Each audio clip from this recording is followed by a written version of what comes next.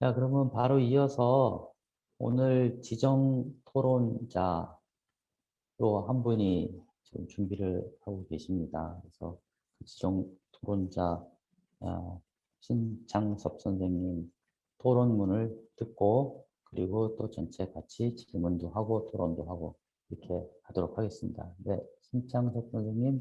안녕하세요. 네, 아이콘 협동조합연구소 수석사원 신창섭입니다. 토론으로 들어가도록 하겠습니다. 이제 이런 협동조합 출자금에 대한 이런 자본, 부채 분류 문제는 자본주의 사회에서 이제 협동조합의 상황을 보여주는 그런 상징적인 사건이라고 생각이 됩니다. 이 자본가적 결합을 중심으로 법률 관계를 구성하는 기업, 이제 회사라고 하죠. 이제 회사가 기업 형태의 대부분을 차지하는 상황에서 이용자적 결합을 중심으로 법률 관계를 구성한 기업, 이제 대표적인 게 협동조합인데요. 협동조합의 원칙과 규범들을 예외적인 것으로 이제 취급받고 있습니다. 그래서 앞으로 이런 협동조합 학회의 활발한 연구와 학술 활동을 통해서 이런 협동조합의 원칙과 규범의 이론적 근거들이 튼튼해지기를 바랍니다. 그런 맥락에서 이제 서진성 교수님의 논문 의의가 있다고 생각하고요. 이제 협동조합 조합원 출자금을 이제 간략하게 이제 쭉 말씀하시긴 했지만 간략하게 살펴보자면 이제 협동조합 이제 저자는 이런 협동조합에서 조합원 출자금은 자기 자본과 부채의 두 가지 특성을 모두 가지고 있다고 밝히고 있습니다. 이제 협동조합은 이제 사실 그 출자금을 자기 자본이면서도 마치 이제 부채처럼 취급하고 있기도 합니다. 이는 이제 협동조합이 인적 결합, 이용자적 결합을 중심으로 법률 관계를 구성했기 때문에 그렇다고 보는데요. 이제 특히 이거는 이제 협동조합 제3 원칙에도 나타나는데 출자금에 대한 이자율을 이제 엄격히 제한하고 또 이제 해외의 경우를 보면 출자금에 대해서 이제 용어 자체를 배당이라는 용어를 쓰지 않고 이자라는 용어를 쓰고 있기도 합니다. 또 이런 한스만 이론에 비춰서 봐도 이제 기업의 이제 생산 요소 중에서 자본 이외 뭐 이제 원부재료나 노동력이나 이런 요소를 공급하거나 기업이 생산한 제품을 구매하는 자들이 소유하는 기업을 이제 협동조합이라고 하는데 이제 한스만은 그 기업의 소유권은 반드시 이렇게 금전적 자본을 출자해야 소유권이 있다라고 보지는 않습니다. 이제 오히려 협동조합은 자본 이외의 생산 요소를 공급하는 사람이 소유자가 되고 금전적 자본은 전적으로 빌려서 사용할 수도 있다라고 말하고 있습니다. 즉 이제 이런 이용자적 결합, 인적 결합을 중심으로 결합한 기업에서는 이런 경제적으로나 법률적으로 봐도 자본 결합이라는 것은 인적 요소에 부수되어 있는 그런 부차적 요소가 됩니다. 이걸 이제 인적 회사의 출자금과 비교해 보면은 이제 한명회사나 합자회사, 유한책임회사 등이 이제 인적 회사 속성을 많이 가지고 있다고 하는데 여기서도 사원은 퇴사하게 되면 사원은 지분 환급권을 가지게 됩니다. 이렇듯 이제 이런 협동조합 말고도 인적 결합을 중심으로 하는 기업에서 자본금은 이런 사원의 가입과 탈퇴에 따라서 변동하는데 이제 이런 특성을 뭐 가변 자본이라고 이제 부를 수도 있을 것 같습니다. 근데 이렇게 자본이라는 건 주식회사처럼 확정된 자본만 있는 게 아니고 이런 인적회사나 협동조합처럼 사원의 증감에 따라서 변동이 되기 때문에 회계 기준을 정할 때 이러한 자본도 포함하도록 기준을 정하는 게 중요하다고 생각을 합니다. 그래서 이 협동조합 자본금을 조금 더 보자면은 이제 이 인적 결합을 한 기업에서 왜 출자를 하도록 하느냐. 이제 한명회사나 이런 인적 회사들은 투자에 따른 이익, 당연히 이제 영리를 목적으로 하기 때문에 출자를 반드시 필요로 하는 거고요. 반면 협동조합은 투자에 따른 이익이 아니라 그 기업의 사업을 이용을 해서 거기서 편익을 얻는 거가 목적이기 때문에 또 의사결정도 이런 출자 지분율에 의하지도 않고 자녀 재산 분배 역시 출자 지분율에 따르지 않기 때문에 어떻게 보면은 출자는 반드시 필요한 요건이 이제 아닐 수도 있는데 그럼에도 불구하고 재산 원칙은 자본 조달에 조합원들이 공정하게 참여하도록 하고 또 재산 일부는 조합원들에게 분배되지 않는 비분할 자산으로 조성할 것을 요구하고 있습니다. 이제 이 이유는 뭐 간략 이제 단순하게 생각해 봤을 때 조합원들이 제공한 생산 요소 이외에 다른 생산 요소가 있어야지 사실 그 생산이 이루어지기 때문에 그 다른 생산 요소를 취득하기 위해서는 이제 화폐 자본이 필요한 게 가장 큰 이유죠. 그래서 협동조합의 또한 이제 협동조합은 그 조합원의 편익 취득이라는 목적과 그것을 달성하는 방법이 불가분하게 연결이 되어 있는데 그 방법이라는 게 조합원들이 스스로 사업을 세우고 그 사업을 이용을 해서 편익을 얻는 거기 때문에 또 그 편익을 필요로 하는 조합원이 아닌 커뮤니티 구성원들이 있다면 그 구성원들이 협동조합에 참여하도록 하면서 이제 협동조합이 성장을 하는 거죠. 이런 이런 자주와 연대의 가치가 경제적으로 표현된 것이 재산 원칙이고 재산 원칙에서 그렇게 정했다고 생각을 합니다. 그 자본이 이제 이런 기업의 주인이 아닌 하인으로 역할하도록 설계된 제도가 이제 협동조합인데 그 협동조합 출자금이 자본으로서 기능하고 있다. 그럼에도 불구하고 하인으로 하도록 설계되어 있지만 자본으로서 기능한다는 실증 연구 결과는 중요한 의미가 있는 거죠. 역사적으로 형성된 협동조합의 규범, 가치를 재확인시켜주기 때문에 또 더군다나 이제 해외에 비해서 이런 엄격한 제한 조건이 없는데도 불구하고 이제 자기 자본으로서의 속성을 보여줬다 하는 것도 이 연구에 중요한 의의가 있다라고 생각합니다. 그래서 이제 요 자기 자본의 속성이 나타난 이후로 뭐 사업성의 성과, 조합원과의 신뢰, 이용 출자금 특성 요 세 가지를 이제 추론했고, 근데 이제 이걸 일반화시키는 부분에 있어서 역시 다양한 앞으로 연구가 필요하다라고 이제 지적을 하고 있는데요. 뭐 이걸 이제 제 개인적 경험에서 이렇게 한번 보자면은 이제 협동조합은 뭐 자본 플러스 차입금 해서 자금 조달이 조합원에서 이루어지고 또 그 조합원들이 계속 그 협동조합을 이용을 한다면 아마 협동조합의 파산 가능성은 제로이지 않을까 생각합니다. 조합원들이 내 자본을 빼가지만 않는다면 사실 파산을 할 이유가 없는 거죠. 이제 이게 이용자적 결합을 중심으로 한 기업의 장점이라고 보고, 이제 당연히 근데 이게 이루어지기 위해서는 이제 당연히 그 협동조합은 편익 제공이라는 목적을 달성하고 있어야 되겠죠. 이제 근데 다만 이제 한 가지 유형으로 봤을 때 이 생산자 협동조합이나 노동자 협동조합은 사실 만들어낸 상품이 시장에서 이제 판매돼야 되는 조건이 하나가 더 있을 거는 같습니다. 그리고 이게 이제 주인이라는 건 어떻게 보면 이제 저는 은유적 표현이라고 생각이 되는데 이게 법인으로 봤을 때 법인에게 주인이 있다라는 말은 이제 법리적으로는 성립이 안 되는 거죠. 왜냐하면 법인도 자연인과 마찬가지로 동등한 주체이기 때문에. 그리고 또 한스만이 말한 이런 자녀 통제권과 자녀 이익 수집권을 기업의 구성원이 가지는 그 사람이 주인이라고 했을 때 또 불구하고 협동조합 조합원은 그 재산 원칙에 의해서 자신의 지분만을 받는 거지 자녀 재산은 비분배로 하기 때문에 자녀 수집권이나 그걸 확실하게 받는 것도 아니고 또 협동조합은 이제 1인 1표이기 때문에 의사결정 역시 조합원 개인의 의사가 아니라 집단의 의사에 따르는 거죠. 그렇기 때문에 그렇게 봤을 때는 협동조합 조합원은 완벽한 주인이다라고 이제 말은 하긴 어렵지 않을까 하는데 그래서 요건 이제 근데 그래서 이게 법인의 주인이 있다라는 거는 하나의 은유적 표현이고 실질은 이 자주와 연대의 가치에서 찾을 수밖에 없다고 봅니다. 이게 협동조합에 가입할 때 조합원은 정관의 동의하는 게 가장 큰 전제 조건이죠. 그리고 그 동의함으로써 권리와 의무를 받아들여야 되는데 이 권리와 의무를 행사하는 그 역할이 주인으로서의 은유적인 주인으로서의 역할인 것 같습니다.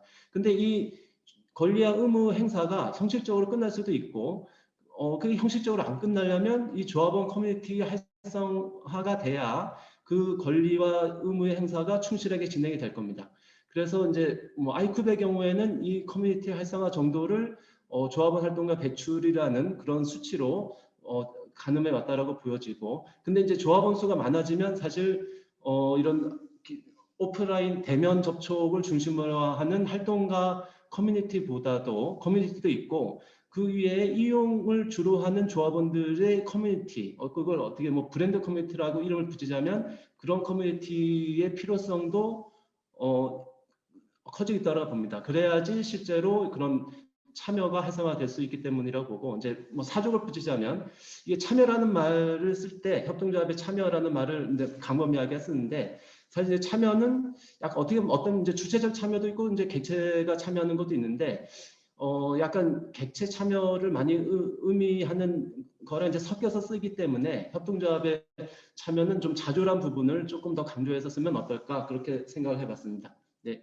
이상 그 토론을 마치도록 하겠습니다. 감사합니다.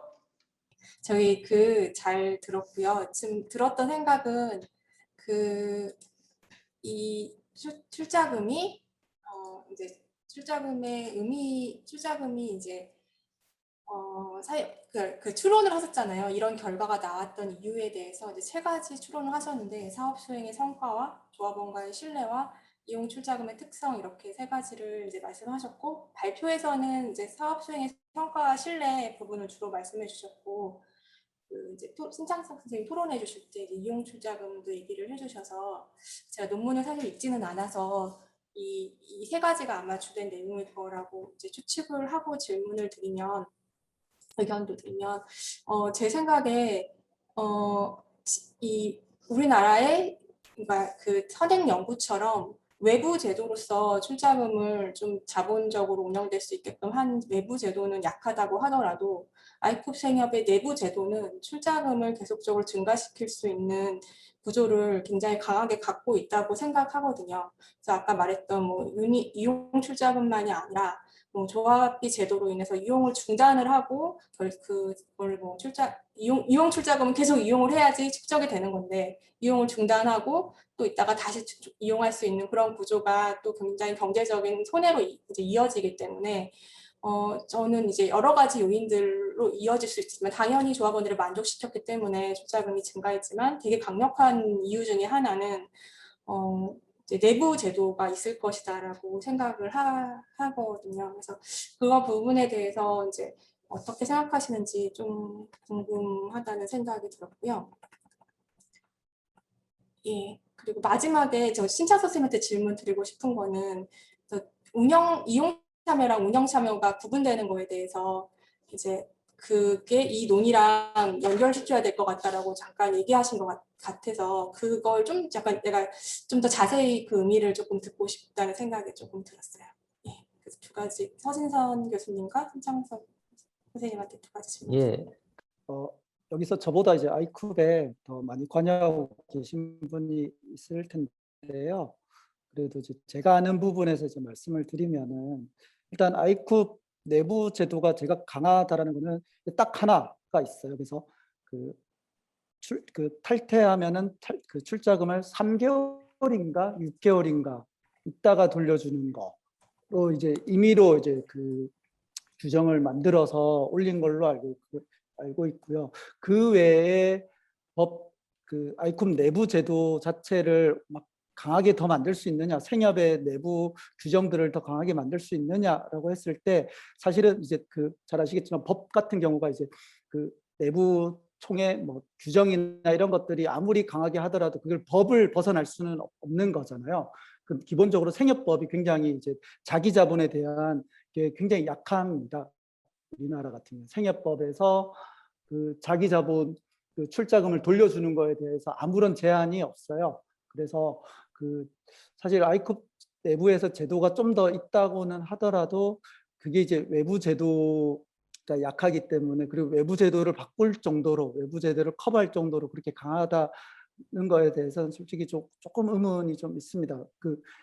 이탈리아나 스웨덴처럼 손실이 나거나 파산할 경우에 이미 탈퇴하더라도 그 탈퇴한 조합원이 그 손실을 갖다 같이 이제 감당하는 그런 제도까지는 저희가 아직 없기 때문에 아직까지는 저는 약하다라고 볼 수가 있습니다. 아이쿱 내부에 계셔서 또는 아이쿱에 관여하고 계셔서 저보다 또 다른 정보가 있으신 분들은 또 그렇게 또 말씀을 해주시면은 첨언해 주시면은 제가 참고하도록 하겠습니다. 이상입니다. 구분은 엄밀한 구분이라기보다 이제 기존에 이제 저희 아이쿱 생협의 조합원들의 참여를 대체로 구분을 해봤을 때 활동가들은 모임 또는 이사회, 각종 위원회 이런 이제 거버넌스에 직접 많이 참여를 이제 하고 이제 반면에 그런 거버넌스에 참여하지 않는 조합원들은 그런 참여를 안 하는 거냐? 그렇게 볼 수는 없다는 거죠. 물품 이용이라는 협동조합 이용이라는 그 행동 자체가 협동조합을 유지시키는 데는 굉장히 핵심적이거든요. 그렇게 일단 참여를 하고 있고, 또 이제 뭐 물품 선택이라든가, 그리고 또 이제 뭐 차입금 제도라든가, 그런 이제 조합원 차입금 제도라든가 이런 데 참여를 하고 있는데, 이제 그런데 이제 그런 참여를 그럼 약간 참여의 특성이 틀리니까 구분을 해서 이제 한번 용어를 붙여 본 거고요. 그리고 이게 조합원이 이제 확대돼 갈수록 거버넌스 참여는 사실 그 수적으로 이제 사업의 성장 속도만큼 빠르지 않기 때문에 이런 협동조합 이용에 참여하는 것을 어떻게 더 우리가 캐치하고 거기에서 더 조합원들의 신뢰를 끌어낼 수 있는 방안이 계속 필요한 거죠.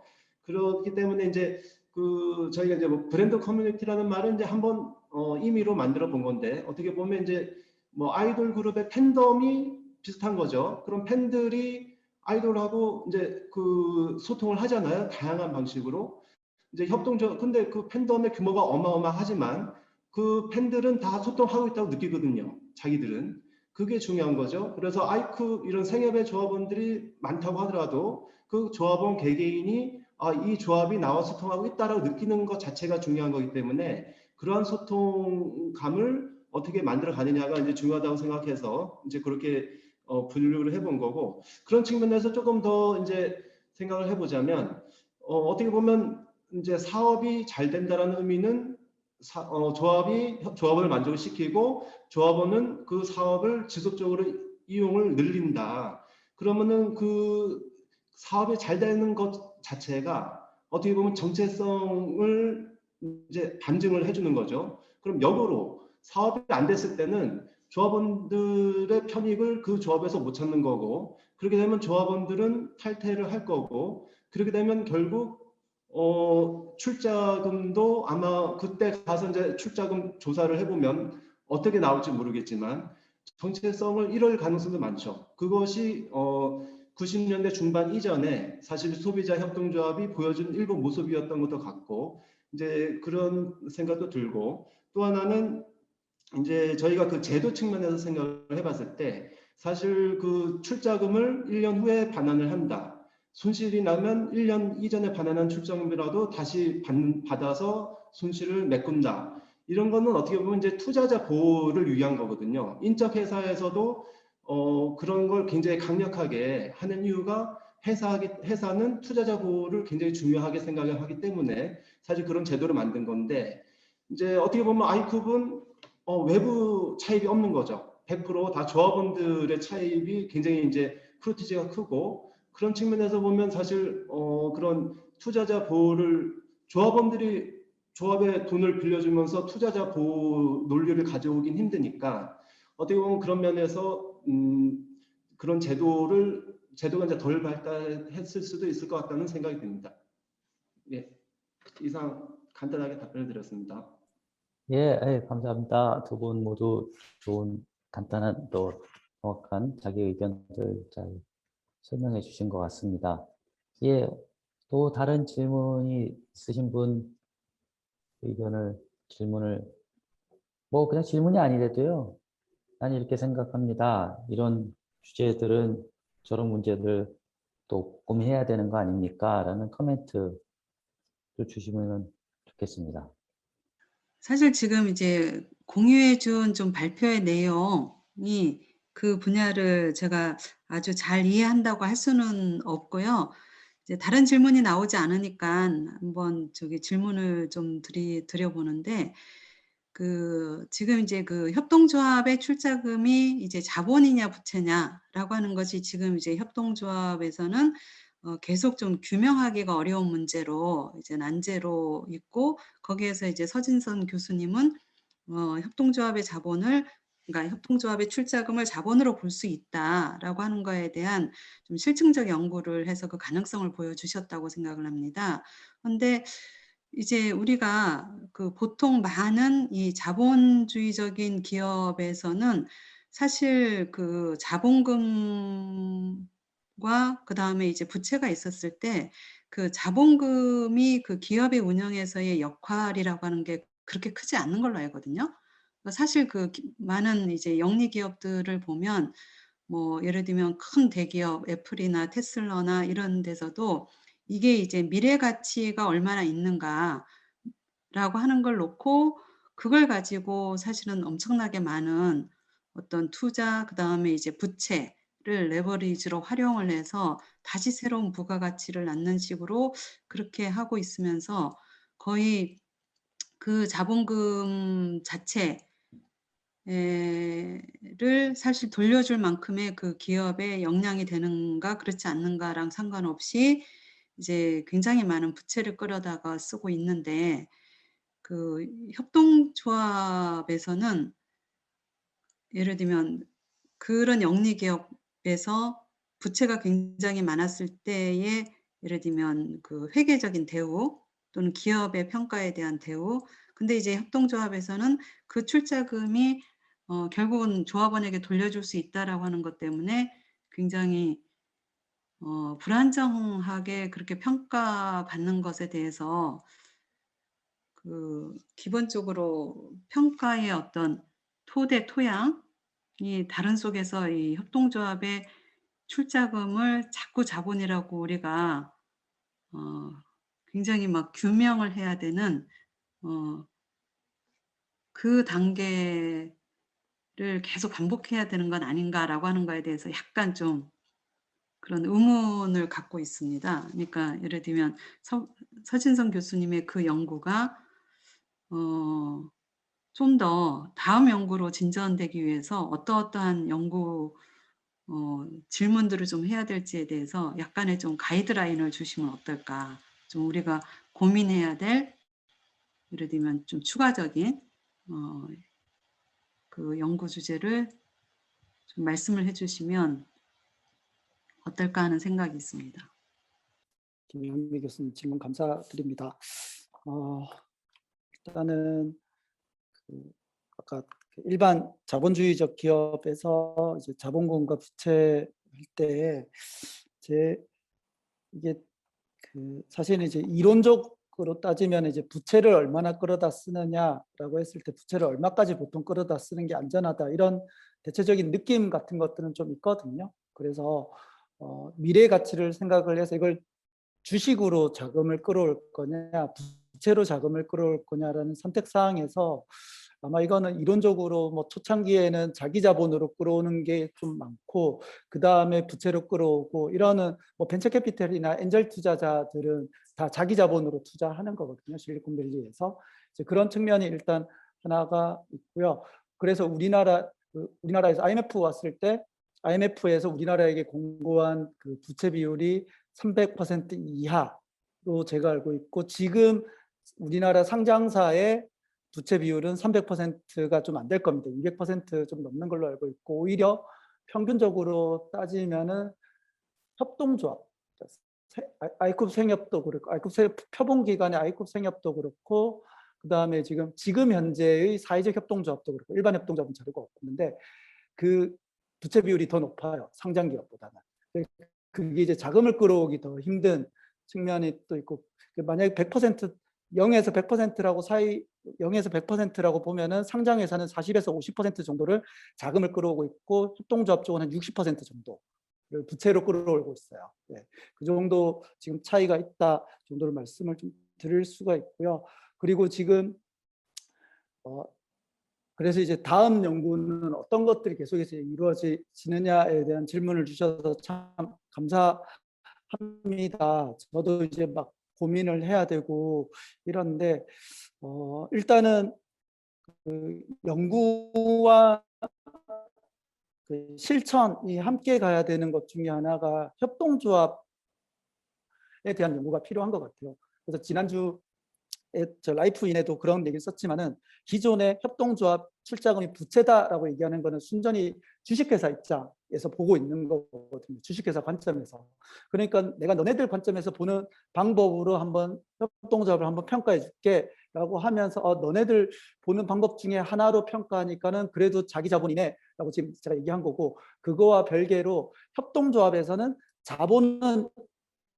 자본으로 분류하면은 이렇게 해야 된다. 뭐 이게 회계 기준 얘기일 수도 있고 또 다른 논리들, 협동조합에서 출자금을 자본으로 보려면 이러한 것들이 갖춰져야 된다라고 하는, 그런데 그게 뭐가 갖춰져야 되느냐라는 것에 대한 이제 연구들이 좀 필요할 수 있을 것 같고요. 그게 이제 회계적인 측면에서 이제 필요한 것 같고, 자본적인 측면에서도 아까 이제 미래 가치를 얘기해 주셔서 이제 고민이 계속되는 거는, 그러면은 미래 가치를 결국 가져온다라는 것은 그 미래의 생기는 이제 현금 흐름을 갖다가 할인율이라는 걸 통해서, 그게 이제 보통 체계적 위험을 계산해서 할인율을 계산을 하고 그걸로 지금 현재 가치로 땡겨오는, 그래서 이제 미래 가치가 얼마다라고 계산을 하는 건데, 그런 것들에 대한 협동조합만의 이제 할인율, 또는 할인율이 아니라 협동조합의 가치를 계산하는 방법들이 좀 개발될 필요가 있지 않는가, 그런 거에 좀 연구가 돼야 되지 않는가. 주식회사는 미래에 얼마나 많은 이윤을 창출하느냐가 그들의 가치인데, 그러면 협동조합도 똑같이 이윤을 얼마나 창출하느냐가 가치, 그 협동조합의 가치로 볼 수 있느냐? 아니잖아요. 그러면 조합원들에 대한 이윤을 얼마나, 조합원들에 대한 효용, 혜택 이런 것들을 얼마나 창출할 수 있느냐를 갖다가 우리가 땡겨올 수 있으면은 좋겠다. 그런 방법을 좀 찾으면 좋겠다. 그리고 쉽게 볼 수 있는, 너무 어려우면은 사용하기 힘들면 확산이 안 되니까는 그런 것들을 좀 알기 쉽고 좀 간단하게 만들 수 있는 게 있으면은 좋겠다라는 생각이 들어서, 그런 쪽의 연구들이 더 필요하지 않나라는 생각이 듭니다. 감사합니다. 저를 포함해서 여기 아마 많은 분들이 재무관리 전문가가 아니시라서 어떤 분들한테는 별로 재미없거나 또 좀 따라가기 어렵다라거나 굉장히 쉬운 것 같으면서도 여전히 뭔가 이렇게 뻥 뚫어주는 느낌은 없다, 뭐 이런 생각을 하시는 분이 있을 수 있어요. 그런데 제가 비전문가로서 그냥 뭐 요약까지는 아니고 제 느낌을 간단하게 정리를 하면, 협동조합에서 돈, 그냥 아주 직설적으로 얘기하면 돈이, 또 그 중에서도 출자금이 얼마나 중요한 것인지에 대해서 연구자로서 정통파 연구, 그러니까 주류 연구하시는 분들이 하는 방법 그대로 다 따라서 실증 분석을 한 아주 좋은 연구 결과였다라는 거, 그냥 그 정도로만 수용을 해주셔도 오늘 참여한 보람이 있지 않으셨을까 하는 생각이 들어요.